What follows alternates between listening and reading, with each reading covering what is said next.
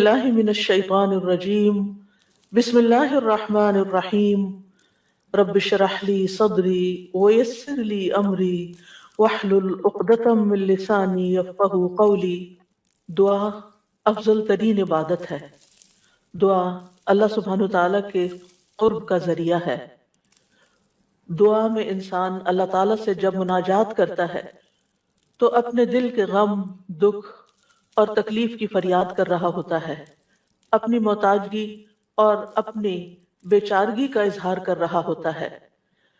ساری بڑائی اللہ سبحانہ تعالیٰ کے لیے ہے، اور بندہ تو کمزور ہے، بندہ تو محتاج ہے، فقیر ہے، ضرورت مند ہے۔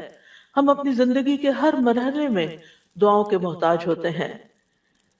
اللہ سبحانہ تعالیٰ سے مانگنا کبھی ختم نہیں ہوتا، ہر حال میں مسلسل جاری رہتا ہے۔ یہ اپنے رب کے ساتھ ایک دلی تعلق کا نام ہوتا ہے۔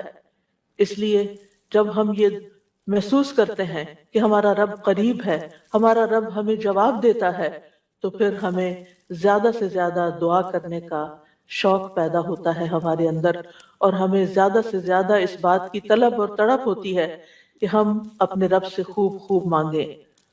تو ہمارا رب ہمارے قریب ہے، ہمارا رب ہماری پکار کا جواب دیتا ہے۔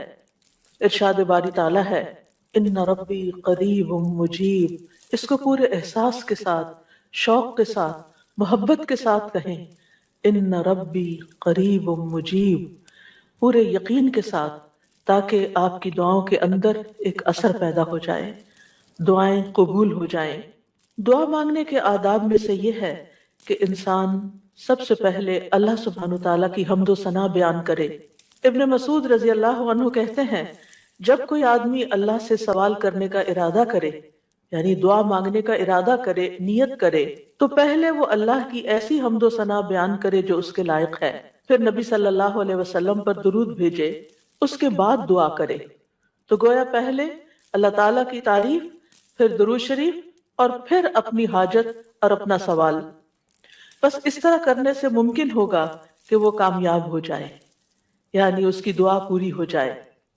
مسند احمد کی ایک روایت میں آتا ہے، رسول اللہ صلی اللہ علیہ وسلم نے ایک آدمی کو نماز میں دعا کرتے ہوئے سنا کہ اس نے نہ اللہ عز و جل کا ذکر کیا اور نہ ہی نبی صلی اللہ علیہ وسلم پر درود پڑھا، یعنی جو آخر میں ہم اتحیات پہ پڑھتے ہیں۔ تو رسول اللہ صلی اللہ علیہ وسلم نے فرمایا، اس نے جلد بازی سے کام لیا۔ پھر اسے بلایا اور اسے اور دوسروں سے فرمایا، جب تم میں سے کوئی شخص نماز پڑھے تو پہلے اپنے رب کی تعریف و ثنا کرے۔ تو ہم نماز شروع کرتے ہیں اللہ اکبر کہہ کر، تو سب سے پہلے ہاتھ باندھ کر کیا کرتے ہیں؟ سبحانک اللہم و بحمدک و تبارک اسمک و تعالی جدک، اللہ تعالیٰ کی تسبیح بیان کرتے ہیں، حمد کرتے ہیں، اللہ تعالیٰ کی بڑائی بیان کرتے ہیں۔ اس کے بعد سورۃ الفاتحہ پڑھتے ہیں تو وہاں بھی اللہ تعالیٰ کی سب سے پہلے حمد و ثنا کرتے ہیں، اللہ تعالیٰ کی صفات کا ذکر کرتے ہیں، پھر اس کے بعد دعا مانگتے ہیں۔ اسی طرح جب ہم نماز کا اختتام کر رہے ہوتے ہیں تو نماز کے اختتام پر بھی ہم اللہ تعالیٰ کی تعریف کے بعد پھر ہم درود شریف پڑھتے ہیں، اور نماز کے بالکل آخری حصے میں پھر جتنی چاہیں دعائیں مانگیں، پھر دعائیں قبول بھی ہوتی ہیں۔ تو یہ نماز کے اینڈ پر، یعنی پہلے حمد و ثنا، اللہ کا ذکر، تسبیحات، جیسے رکوع میں تسبیح، اور پھر رکوع سے اٹھتے ہوئے اللہ تعالیٰ کی تعریف، اور پھر مختلف یعنی ارکان ادا کرتے ہوئے بار بار اللہ اکبر کا کہنا، اور پھر اس کے بعد یہ کہ جب سارے کام پورے ہو جاتے ہیں تو پھر اللہ تعالیٰ سے مانگا جاتا ہے کہ اللہ تعالیٰ تو ہمیں عطا کر۔ تو جس نے پہلے اپنے رب کی تعریف کی، پھر نبی صلی اللہ علیہ وسلم پر درود پڑھا، اور پھر اس کے بعد دعا کی، تو اس کی دعا قبول ہوگی۔ جہاں تک اللہ سبحانہ تعالیٰ کی تعریف کا، حمد و ثنا کا تعلق ہے، تو اس میں ہم قرآن مجید کی طرف اگر رجوع کریں تو سب سے بہترین ثنا اور دعا اور اللہ تعالیٰ کی تعریف کا آغاز سورۃ الفاتحہ سے ہوتا ہے۔ الحمد للہ رب العالمین الرحمن الرحیم مالک یوم الدین ایاک نعبد و ایاک نستعین اہدنا الصراط المستقیم صراط الذین انعمت علیہم غیر المغضوب علیہم ولا الضالین۔ سورۃ الفاتحہ اللہ تعالیٰ کی حمد و ثنا پر مشتمل سورت ہے۔ رسول اللہ صلی اللہ علیہ وسلم نے فرمایا، اللہ تعالیٰ فرماتے ہیں، اور یہ حدیث قدسی ہے، کہ نماز یعنی سورت الفاتحہ میرے اور میرے بندے کے درمیان نصف نصف تقسیم کر دی گئی ہے، اور میرے بندے کے لیے وہ ہے جو وہ مانگے۔ جب بندہ الحمدللہ رب العالمین کہتا ہے تو اللہ تعالیٰ فرماتے ہیں، میرے بندے نے میری حمد بیان کی۔ تو گویا سورت الفاتحہ میں سب سے پہلے ہم کیا کرتے ہیں؟ قرآن مجید کے آغاز میں الحمدللہ کہتے ہیں، تعریف سے بات شروع کرتے ہیں۔ پھر فرمایا، اور جب وہ الرحمن الرحیم کہتا ہے تو اللہ تعالیٰ فرماتا ہے، میرے بندے نے میری ثنا کی، یعنی میری تعریف بیان کی۔ اور جب وہ مالک یوم الدین کہتا ہے تو اللہ تعالیٰ فرماتے ہیں، میرے بندے نے میری بزرگی بیان کی، یا فرماتا ہے کہ میرے بندے نے اپنے کام میرے سپرد کر دیے۔ اور جب وہ ایاک نعبد و ایاک نستعین کہتا ہے تو اللہ تعالیٰ فرماتا ہے، یہ میرے اور میرے بندے کے درمیان ہے، اور میرے بندے کے لیے وہ ہے جو اس نے مانگا ہے، میرے بندے کے لیے وہ ہے جو اس نے مانگا ہے۔ تو گویا قرآن مجید کی پہلی سورت میں ہی ہمیں مانگنے کا ادب سکھا دیا گیا کہ مانگنے کے لیے سب سے پہلے اللہ تعالیٰ کی حمد و ثنا کرو، اللہ تعالیٰ کی تعریف بیان کرو۔ اور پھر ایاک نعبد، یہ دعائے عبادت ہے، و ایاک نستعین دعائے مسئلہ ہے، جس میں ہم اللہ تعالیٰ سے مدد چاہتے ہیں زندگی کے تمام کاموں میں۔ اور پھر جب بندہ اہدنا الصراط المستقیم آخر تک کہتا ہے تو اللہ تعالیٰ فرماتا ہے، یہ میرے بندے کے لیے ہے، اور میرے بندے کے لیے وہ ہے جو اس نے مانگا۔ اور یہاں ایک اور بات قابل غور ہے کہ مانگنے کی چیزوں میں سب سے پہلی چیز ہدایت ہے، رہنمائی ہے، دین کے معاملات میں بھی، دنیا کے معاملات میں بھی۔ ہم ہر قدم پر اللہ تعالیٰ کی رہنمائی کے محتاج ہیں، ہم بہترین گائیڈنس وہیں سے لے سکتے ہیں۔ اور جب ہم دن کی ہر نماز کی ہر رکعت کے اندر اللہ تعالیٰ سے ہدایت مانگتے ہیں اور اللہ تعالیٰ ہماری دعا قبول کر کے ہماری رہنمائی کرتے ہیں، تو آپ سوچئے کہ زندگی کا یہ سفر کتنا خوبصورت ہو سکتا ہے، اور پھر اس کا اختتام کتنا خوبصورت ہو سکتا ہے، اور پھر اس کا انجام کتنا پیارا ہو سکتا ہے۔ لہٰذا اللہ تعالیٰ سے ہم سب ہدایت مانگتے رہیں۔ اور ویسے بھی آپ دیکھیں کہ سورۃ الفاتحہ پڑھنے کے بعد جو دعا کی جاتی ہے وہ دعا قبول ہوتی ہے، یعنی یہ قبولیت دعا کی بھی علامت ہے۔ ابن عباس کہتے ہیں کہ اس دوران کہ جبریل علیہ السلام نبی صلی اللہ علیہ وسلم کے پاس بیٹھے ہوئے تھے کہ اچانک انہوں نے اوپر سے ایک آواز سنی، تو آپ نے اپنا سر اٹھایا۔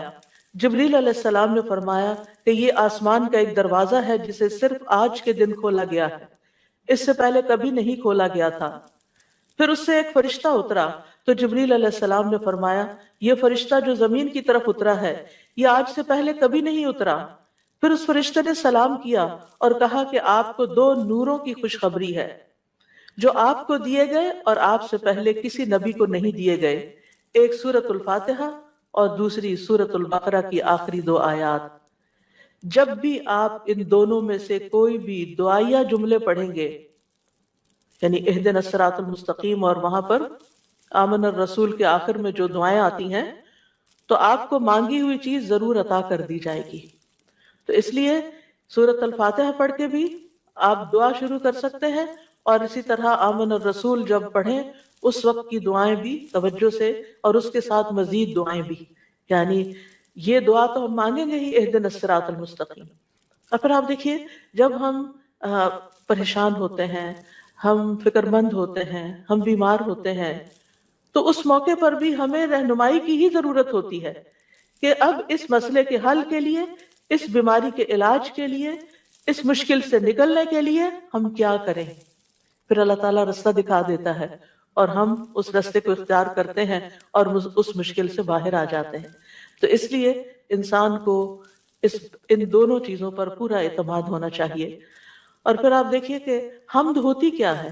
حمد اصل میں اللہ تعالیٰ کی تعریف کے لیے لفظ استعمال ہو رہا ہے یہاں پر، یعنی محبت اور تعظیم کے ساتھ اللہ تعالیٰ کا کامل وصف بیان کرنا، اللہ تعالیٰ کی تعریف بیان کرنا، کیونکہ اللہ تعالیٰ اپنی ذات، اپنی صفات، اپنے افعال، یہ 3 لفظ یاد رکھیے گا، اپنی ذات، اپنی صفات اور اپنے افعال یعنی کاموں میں کامل ہے، پرفیکٹ ہے. اس کے علاوہ کوئی اور ایسا نہیں کہ جس کے اندر کمال ہو. یہ کمال صرف اللہ تعالیٰ کے لیے ہے. اس لیے تعریف بھی اللہ ہی کی. وَلِلَّهِ الْحَمْدُ رَبِّ السَّمَاوَاتِ وَرَبِّ الْأَرْضِ رَبِّ الْعَالَمِينَ، کہ سب تعریف اللہ ہی کے لیے ہے جو آسمانوں کا رب ہے، زمین کا رب ہے اور سارے جہان والوں کا رب ہے. کیونکہ اسی نے سب کو پیدا کیا، زمین و آسمان اور جو کچھ ان کے بیچ میں ہے. اور پھر یہ کہ ہر نعمت جو ہمیں ملی اسی کی طرف سے. سب چیزوں کو پیدا کرنے والا خالق وہ، ہمارا بھی خالق وہ، اور پھر اس کے بعد ہمارا مالک بھی وہ، ہمارا رازق بھی وہ. جو کچھ بھی ہمارے پاس ہے وَمَا بِكُم مِّن نِعْمَةٍ فَمِنَ اللَّهِ، اسی کی طرف سے ہے. اس لیے سب تعریف بھی اسی کی. جب سب کچھ دیا اس نے تو پھر شکر بھی اسی کا ادا کرنا چاہیے. اور پھر آپ دیکھیے کہ ہدایت کا سبب جو کتاب اللہ ہے وہ بھی اللہ نے ہمیں دی، لہٰذا اس پر بھی اللہ تعالیٰ کی تعریف. تو اللہ تعالیٰ نہ صرف یہ کہ دنیا میں بلکہ آخرت میں بھی تعریف کا حقدار ہے. الحمدللہ الذی لہ ما فی السماوات وما فی الارض ولہ الحمد فی الآخرہ وہو الحکیم الخبیر. سب تعریف اللہ کے لیے ہے جو کچھ آسمانوں میں ہے اور جو کچھ زمین میں ہے سب اسی کا ہے، اور آخرت میں بھی سب تعریف اسی کے لیے ہے. وہی کمال حکمت والا، ہر چیز کی خوب خبر رکھنے والا ہے. اور پھر اللہ تعالیٰ کی صفات کا جو ذکر ہے کہ کیوں نہ اس کی تعریف کی جائے، کیونکہ وہ تو مہربان ہے، رحمان اور رحیم ہے. اور اللہ تعالیٰ کی 100 رحمتیں ہیں جن میں سے صرف ایک اس دنیا کے لیے، باقی 99 آخرت کے لیے. اس لیے تعریف دنیا میں بھی اللہ کی اور آخرت میں بھی. اور پھر مالک یوم الدین بھی وہی ہے کہ جس دن ہمارے اعمال کا فیصلہ ہوگا. اس لیے تعریف اسی کی کہ اس نے یہ فیصلہ اپنے ہاتھ میں رکھا ہے، اور پھر ہم اسی کی عبادت کرتے ہیں. جس رب کی اتنی صفات ہوں پھر اس کی عبادت کیوں نہ کی جائے، اور اسی سے ہم مدد چاہتے ہیں، اور سب سے پہلے ہدایت چاہتے ہیں، اور پھر انعام یافتہ لوگوں میں شامل ہونا چاہتے ہیں. ان لوگوں میں نہیں جن پر رب ناراض ہے، اور ان میں بھی نہیں کہ جو بھٹکے ہوئے لوگ ہیں. تو سورۃ الفاتحہ میں جہاں دعا کا ادب بیان ہو رہا ہے وہاں اللہ تعالیٰ کی صفات کا بھی ذکر ہے، کیونکہ فَلِلَّهِ الْأَسْمَاءُ الْحُسْنَى فَادْعُوهُ بِهَا، سب اچھے اچھے نام اللہ کے ہیں، لہٰذا ان ناموں کے ساتھ اس کو پکارو، یعنی اس کی صفات بیان کر کے، اس کی تعریف کر کے اس کو پکارو. نبی صلی اللہ علیہ وسلم جب صبح کے وقت اٹھتے تھے اور تہجد کی نماز شروع کرتے تھے تو اس وقت سب جو ہاتھ باندھ کر دعا پڑھتے تھے، یعنی اذا قام من اللیل یتہجد قال، اس وقت کیا پڑھتے؟ اللہم لک الحمد، اللہ سب تعریف تیرے ہی لیے ہے. انت قیم السماوات والارض ومن فیہن ولک الحمد لک ملک السماوات والارض ومن فیہن ولک الحمد انت نور السماوات والارض ولک الحمد انت الحق ووعدک الحق ولقاؤک حق وقولک حق والجنة حق والنار حق والنبیون حق ومحمد صلی اللہ علیہ وسلم حق والساعة حق. اس کے بعد دعا کرتے اللہم لک اسلمت وبک آمنت وعلیک توکلت وإلیک انبت وإلیک خاصمت وإلیک حاکمت فاغفر لی ما قدمت وما اخرت وما اسررت وما اعلنت انت المقدم وانت المؤخر لا الہ الا انت. یہ تھا آپ کے دعا مانگنے کا انداز. کتنی زیادہ پہلے اللہ تعالیٰ کی تعریف کی اور پھر اس کے بعد اپنا آپ اللہ تعالیٰ کے سپرد کیا، اور آخر میں جو سب سے زیادہ یعنی معصوم عن الخطا ہے نبی صلی اللہ علیہ وسلم، جن کی کوئی غلطیاں ہی نہیں، کوئی گناہ ہی نہیں، وہ کیا مانگ رہے ہیں؟ ایک چیز مانگ رہے ہیں، کیا؟ فاغفر لی ما قدمت وما اخرت وما اسررت وما اعلنت. اللہ تو مجھے بخش دے، میرے اگلے پچھلے پوشیدہ اور ظاہری گناہوں کو معاف کر دے. تو ہی پہلے تھا اور تو ہی آخر میں ہوگا، تیرے سوا کوئی معبود نہیں. نبی صلی اللہ علیہ وسلم کے تہجد کے وقت کی اس دعا سے ہمارے لیے سیکھنے کی کیا بات ہے کہ دعا کا ایک بڑا حصہ کس پر مبنی ہونا چاہیے؟ اللہ تعالیٰ کی تعریف پر مبنی ہونا چاہیے. لیکن ہم نے کبھی یہ دعا کا سلیقہ سیکھا ہی نہیں. اللہ تعالیٰ کی یہ تعریف کبھی اس طرح کی ہی نہیں. ہمیں صرف اپنا آپ ہی یاد رہتا ہے، صرف اپنے مسائل یاد رہتے ہیں، صرف اپنی پریشانیوں کا ذکر رہتا ہے. اللہ تعالیٰ کی حمد و ثنا ہم بھولے رہتے ہیں. اور پھر یہ کہ اللہ سبحانہ وتعالیٰ کی حمد و ثنا کا حق ادا نہیں ہو سکتا جتنی بھی ہم کریں. اس لیے جو اللہ کے پیارے بندے ہوتے ہیں وہ اللہ تعالیٰ کی حمد و ثنا میں زیادہ وقت لگاتے ہیں. تو آج سے جو سیکھنے کی بات ہے، جو ٹیک ہوم میسج ہے، وہ یہ کہ ہم اگر چاہتے ہیں کہ اللہ تعالیٰ ہماری مشکلات آسان کریں، ہمیں بخش دیں دنیا میں بھی اور آخرت میں بھی، تو پھر اللہ کی تعریف بیان کریں، اللہ کی توحید بیان کریں، اللہ تعالیٰ کی حمد بیان کریں، اللہ تعالیٰ کی تکبیر بیان کریں، اللہ تعالیٰ کی تسبیح بیان کریں. اور پھر ہم دیکھتے ہیں کہ قیامت کے دن اللہ تعالیٰ نبی صلی اللہ علیہ وسلم کو سفارش کرنے سے پہلے اپنی حمد سکھائیں گے. یعنی ایک تو دنیا کے دعائیں ہیں نا جو دنیا میں ہم مانگتے ہیں، اور آخرت میں اس بات کی دعا کہ اللہ تعالیٰ آپ حساب کتاب قائم کر دیں، یہ بھی ایک دعا ہوگی نا.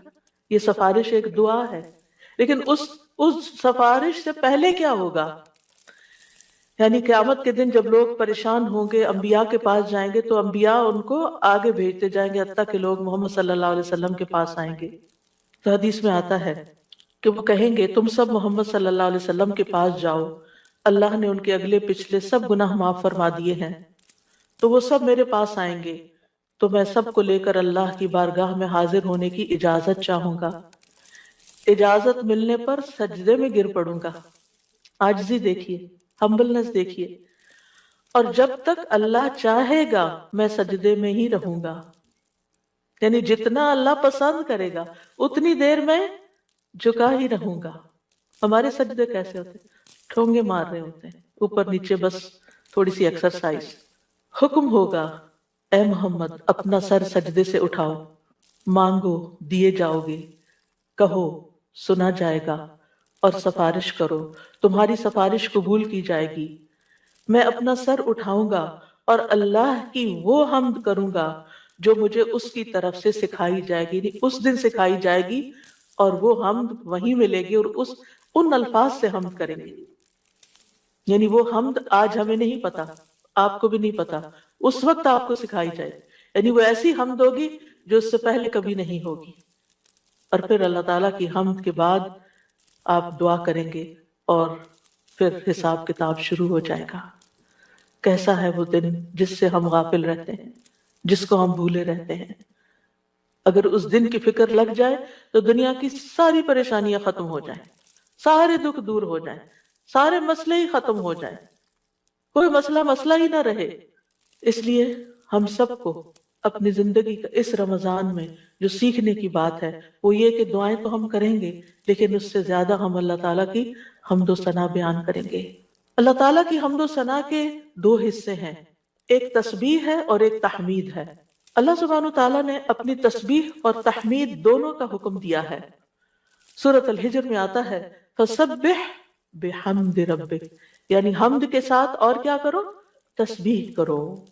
وَقُم مِّنَ السَّاجِدِينَ، اور سجدہ کرنے والوں میں سے ہو جائیں. سورۃ النصر میں آتا ہے فَسَبِّحْ بِحَمْدِ رَبِّكَ وَاسْتَغْفِرْهُ إِنَّهُ كَانَ تَوَّابًا. آپ اپنے رب کی حمد کے ساتھ اس کی تسبیح کیجئے اور اس سے بخشش طلب کیجئے، یقیناً وہ بڑا توبہ قبول کرنے والا ہے. سورۃ الواقعہ میں آتا ہے فَسَبِّحْ بِاسْمِ رَبِّكَ الْعَظِيمِ. سورۃ الأعلى میں آتا ہے سبح اسم ربک الاعلی، یعنی باقاعدہ تسبیح کا حکم دیا گیا ہے. ایک اور جگہ آتا ہے وسبح بحمد ربک بالعشی والابکار، صبح و شام اپنے رب کی حمد کے ساتھ تسبیح کیجئے. اللہ تعالیٰ اہل ایمان کو بھی حکم دیتے ہیں، مجھے اور آپ کو بھی حکم دیتے ہیں یا ایھا الذین آمنوا اذکروا اللہ ذکرا کثیرا وسبحوہ بکرۃ واصیلا. اے ایمان والو اللہ کو بکثرت یاد کرو اور صبح و شام اس کی تسبیح کیا کرو. کیوں؟ اس لیے کہ اللہ سبحانہ تعالیٰ نے خود اپنی تسبیح بیان کی ہے، سبحان الذی اسری بعبدہ لیلا من المسجد الحرام الی المسجد الاقصی، فرشتے اس کی تسبیح بیان کرتے ہیں، یسبحون بحمد ربہم، انبیاء اس کی تسبیح بیان کرتے ہیں، رسول اللہ صلی اللہ علیہ وسلم اللہ تعالیٰ کی تسبیح بیان کرتے تھے، کائنات کی ہر چیز اللہ کی تسبیح بیان کر رہی، وَإِن مِّن شَيْءٍ إِلَّا يُسَبِّحُ بِحَمْدِهِ وَلَٰكِن لَّا تَفْقَهُونَ تَسْبِيحَهُم، یہ زمین جس پر ہم بیٹھے ہیں یہ بھی اللہ کی تسبیح کرتی ہے، یہ آسمان جس کو ہم دیکھتے ہیں وہ بھی اللہ کی تسبیح کرتا ہے، ایک ایک ذرہ اللہ کی تسبیح کر رہا، ایک ایک ذرہ، الیکٹرونز اور پروٹونز بھی اللہ کی تسبیح کر رہے ہیں، ہر چیز اللہ کی تسبیح میں ہے، اور اہل ایمان بھی اللہ کی تسبیح کرتے ہیں، پھر ہم تسبیح کیوں نہ کریں؟ کیا چیز ہمیں روکے ہوئے ہے؟ کس وجہ سے ہم تسبیح میں کوتاہی کرتے ہیں؟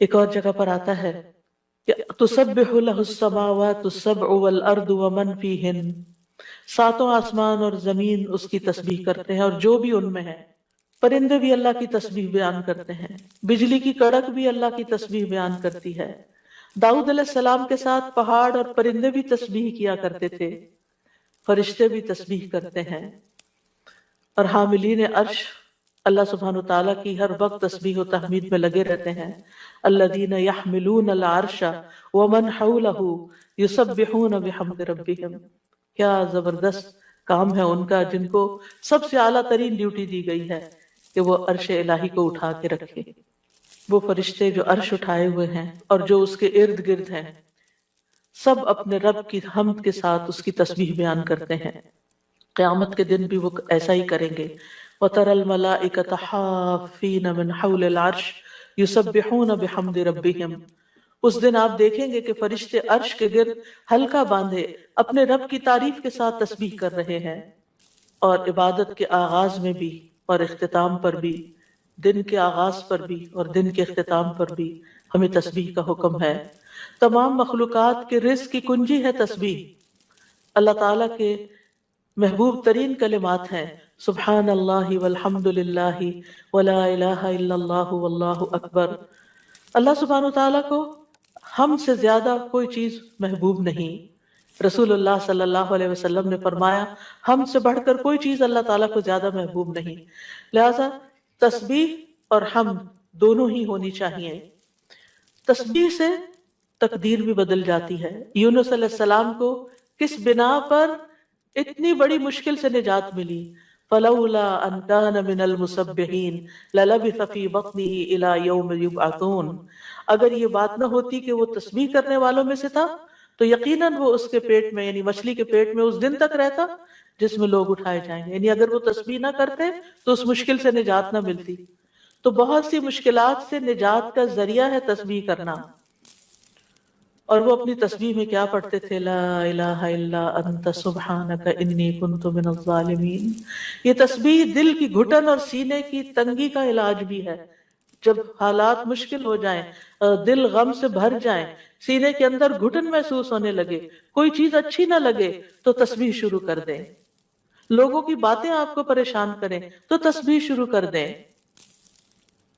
وَلَقَدْ نَعْلَمُ أَنَّكَ يَضِيقُ صَدْرُكَ بِمَا يَقُولُونَ فَسَبِّحْ بِحَمْدِ رَبِّكَ وَكُن مِّنَ السَّاجِدِينَ وَاعْبُدْ رَبَّكَ حَتَّى يَأْتِيَكَ الْيَقِينُ، ہم جانتے ہیں کہ بے شک آپ کا سینہ اس سے تنگ ہوتا ہے جو باتیں وہ کرتے ہیں، اور ایسا ہوتا ہے ہم سب کے ساتھ بھی ہوتا ہے کہ خاص طور پر ہمارے دین کے رستے پر آنے کی وجہ سے جب لوگ باتیں کرتے تو ہمیں پریشانی لاحق ہوتی، لوگوں کی باتیں ہرٹ کرتی ہیں، تو اس کا علاج کیا ہے؟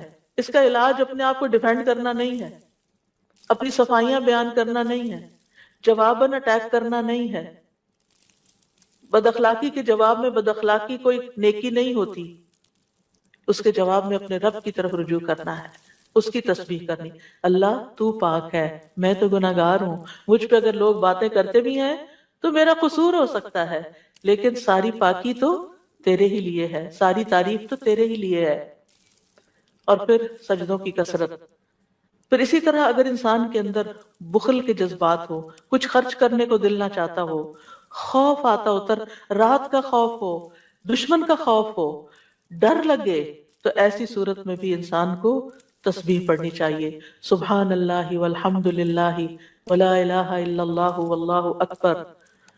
اور ویسے بھی ایک دفعہ سبحان اللہ اور الحمد للہ کہنے سے زمین و آسمان بھر جاتا ہے، اتنا بڑا اجر و ثواب ہے اس کا، یعنی معمولی چیز نہیں ہے۔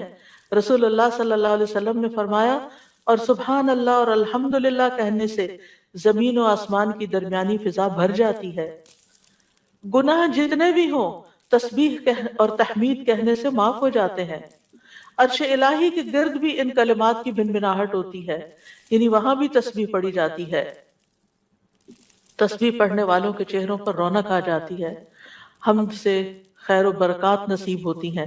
امام ابن قیم کہتے ہیں، جو ہمیشہ تسبیح کرتا ہے اس کے چہرے کے خطوط چمک اٹھتے ہیں، یعنی اس کا چہرہ روشن ہو جاتا ہے، اور جو ہمیشہ حمد پڑھتا ہے اس کے اوپر مسلسل خیرات و برکات اترتی رہتی ہیں۔ تو دونوں چیزیں مل جائیں تو چہرے کی رونق بھی ملے گی، اور اس کے ساتھ ساتھ اللہ تعالیٰ کی طرف سے رحمتیں بھی آئیں گی۔ اور فرمایا، جو ہمیشہ استغفار کرتا رہتا ہے اس کے لیے بند دروازے کھل جاتے ہیں۔ جن چیزوں میں رکاوٹ آئی ہوئی ہوتی، ہم اکثر شکایت کرتے رہتے ہیں، اس چیز میں بندش ہے، اس میں بندش ہے، ان ساری بندشوں کا علاج تسبیح و تحمید میں ہے، لیکن ہم بھولے رہتے ہیں، ہم صرف پریشان رہتے ہیں، اور پریشان ہو کر ذکر کرنا بھی بھول جاتے ہیں۔ اور یہ تو دنیا کے فائدے ہیں نا، لیکن قیامت کے دن میزان میں یہ کلمات بہت بھاری ہوں گے۔ آپ صلی اللہ علیہ وسلم نے ایک موقع پر اپنے ہاتھ سے 5 کا اشارہ کیا کہ یہ میزان میں بہت بھاری ہوں گے، کس قدر بھاری ہوں گے، اور پھر فرمایا سبحان اللہ والحمد للہ ولا الہ الا اللہ واللہ اکبر۔ اور 5ویں چیز، مسلمان کا فوت ہونے والا نیک بیٹا، اس کا باپ ثواب کی امید کے ساتھ اس پر صبر کرے، تو یہ 5ویں چیز ہے۔ یعنی اگر کسی والد یا والدہ یا والدین دونوں کا جوان بیٹا فوت ہو جائے اور وہ نیک بھی ہو، جس سے یہ توقع ہو کہ ہمارے مرنے کے بعد وہ ہمارے لیے دعائیں کرے گا، لیکن انسان اللہ کی خاطر صبر کر لیتا ہے، تو یہ صبر میزان میں بہت زیادہ وزنی ہو جائے گا۔ اور قیامت کے دن سب سے زیادہ بہترین بندے وہ ہوں گے جو دنیا میں سب سے زیادہ حمد کرنے والے ہوں گے۔ اللہ کی تسبیح اور تحمید کے مسنون کلمات بھی ہیں جو نبی صلی اللہ علیہ وسلم نے خود سکھائے۔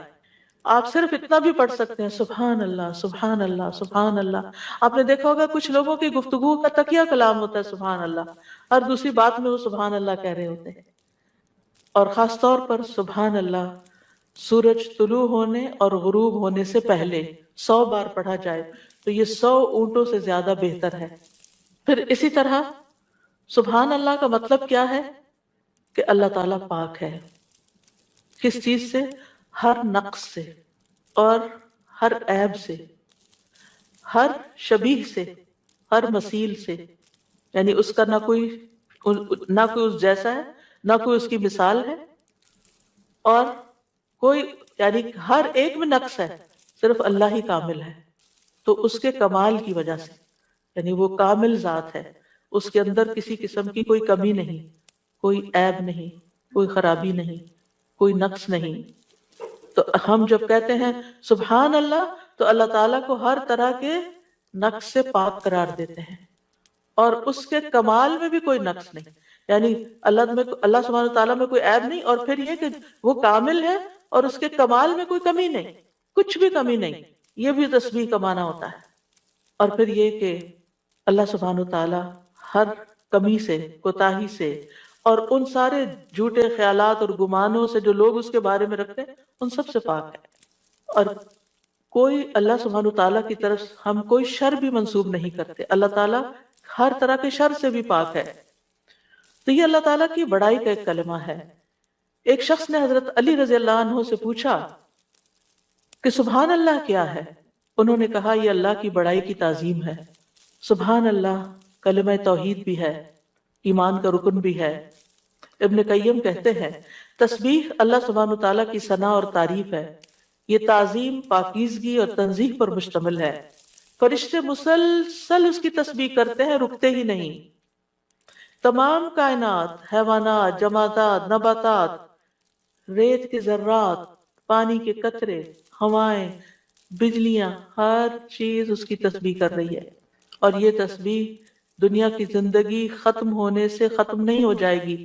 جب قیامت آئے گی تو ہر چیز ٹوٹ پھوٹ جائے گی نا، یہ کائنات اس طرح نہیں رہے گی جیسے ہے، لیکن تسبیح ختم نہیں ہوگی، وہ پھر بھی جاری رہے گی.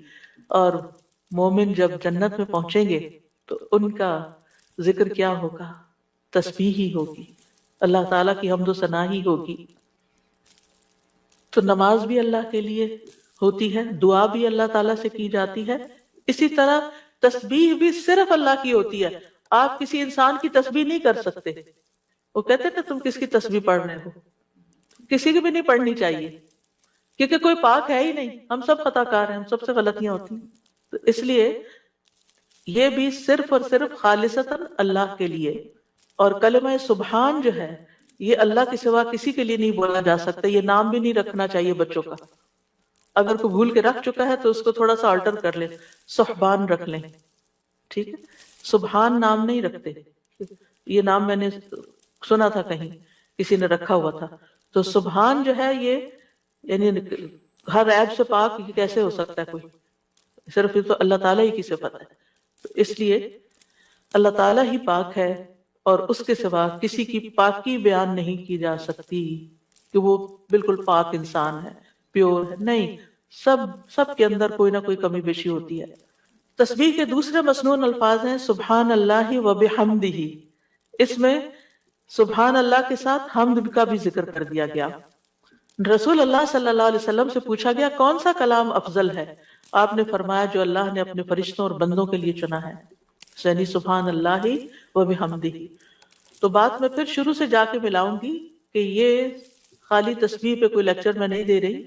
یہ دعا مانگنے سے پہلے آپ نے جو کلمات ادا کرنے ہیں، جو اذکار کرنے ہیں، جو تسبیحات پڑھنی ہیں، یہ ان کی وضاحت ہو رہی ہے کہ یہ بہترین دعائیں ہیں ایک طرح سے.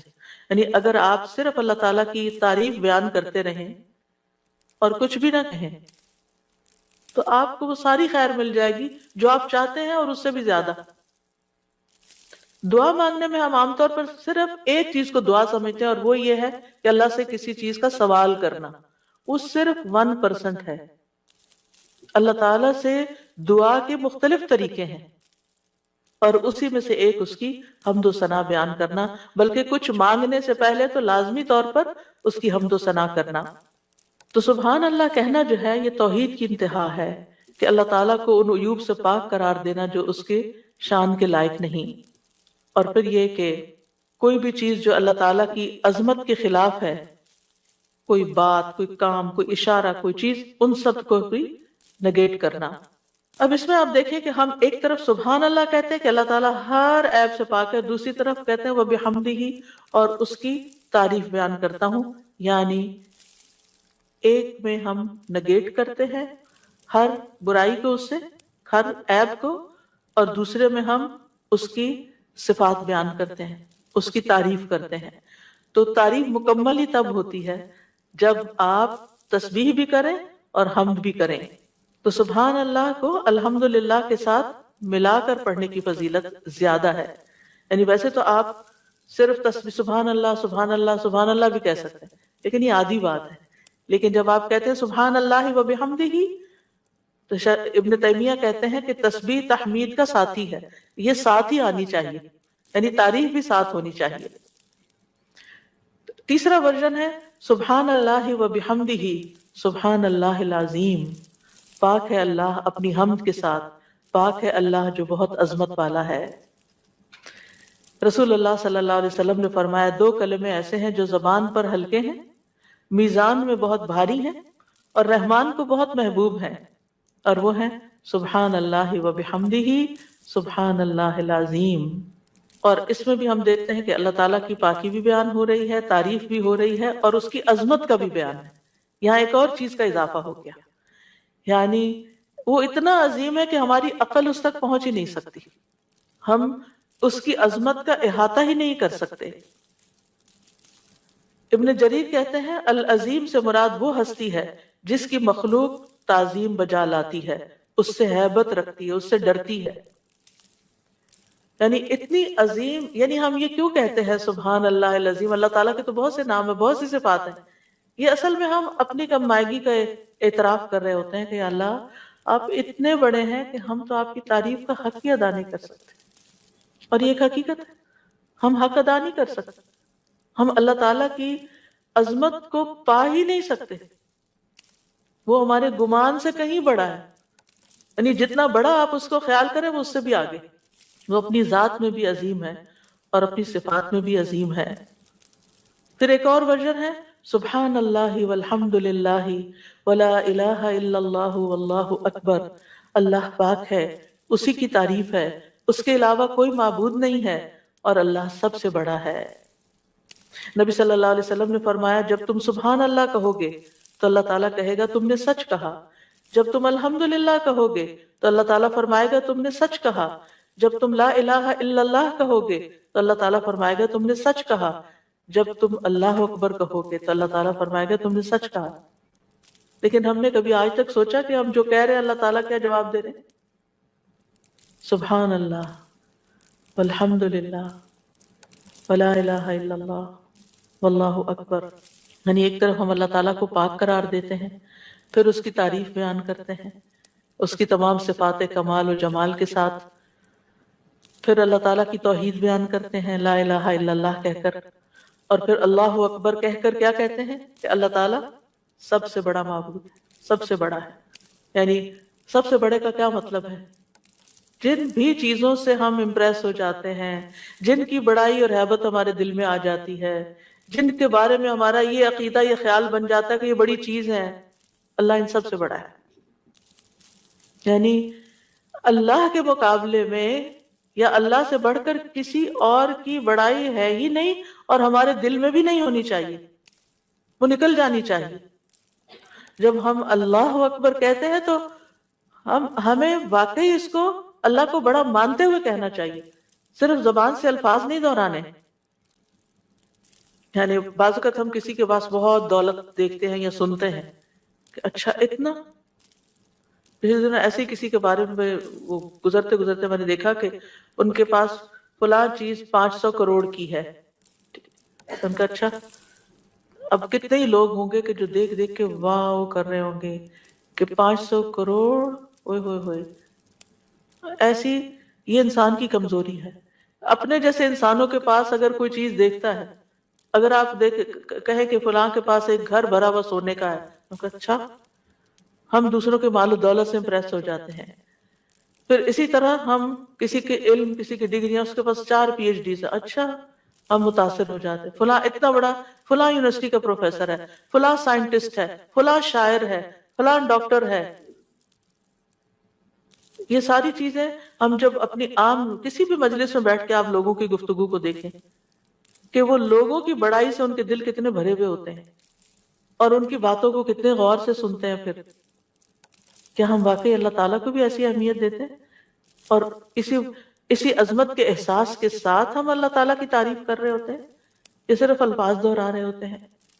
تو اللہ سبحانہ وتعالیٰ سب عقل رکھنے والوں سے بڑی عقل رکھتا ہے، سب حکمت والوں سے بڑا حکیم ہے، سب رزق رکھنے والوں سے بڑا رازق ہے، غنی ہے، القدیر ہے، العزیز ہے، الرحیم ہے. پھر ایک اور ورژن ہے تسبیح کا سبحان اللہ و بحمدہ استغفر اللہ و اتوب الیہ. میرے خیال ہے ایک ہمارا کارڈ بھی ہے تسبیحات کا، اویلیبل ہے الحمدللہ. اچھا پیچھے موجود ہے، تو آپ یہ کارڈ ضرور لے لیجئے، اور اس کارڈ سے کم از کم یہ سارے ورژنز آپ کو انشاءاللہ مل جائیں گے کہ مختلف الفاظ میں ہم اللہ تعالیٰ کی تسبیح کرتے رہیں جو ہمیں رسول اللہ صلی اللہ علیہ وسلم نے سکھائے ہیں. ہمیں وہ پتہ ہونے چاہیے. اگر ہمیں یاد نہیں، ہمیں سیکوینس نہیں معلوم، سیکوینس تو ہم نے خود ہی بنایا ہے، یعنی ہم پھر مس کر جاتے ہیں نا جب کوئی چیز رینڈملی پڑھ رہے ہوتے ہیں ادھر ادھر سے. لیکن جب ایک چیز آپ کے سامنے ہوگی تو اس کو بھی اس طرح نہیں پڑھنا کہ بس ایک پنسورے کی طرح بس آپ اس کو ایک وظیفے کی کتاب بنا لیں. اس کو بھی ٹھہر ٹھہر کے پڑھنا ہے، محسوس کر کر کے پڑھنا ہے کہ اللہ واقعی بڑا ہے. تو 5واں جو ورژن ہے وہ ہے سبحان اللہ و بحمدہ استغفر اللہ و اتوب الیہ. میں اللہ کی پاکیزگی بیان کرتا ہوں، اس کی حمد کے ساتھ میں اللہ سے بخشش کا طلبگار ہوں اور اسی کی طرف رجوع کرتا ہوں۔ حضرت عائشہ کہتی ہیں کہ رسول اللہ صلی اللہ علیہ وسلم کثرت سے یہ فرمایا کرتے تھے، سبحان اللہ و بحمدہ استغفر اللہ و اتوب الیہ۔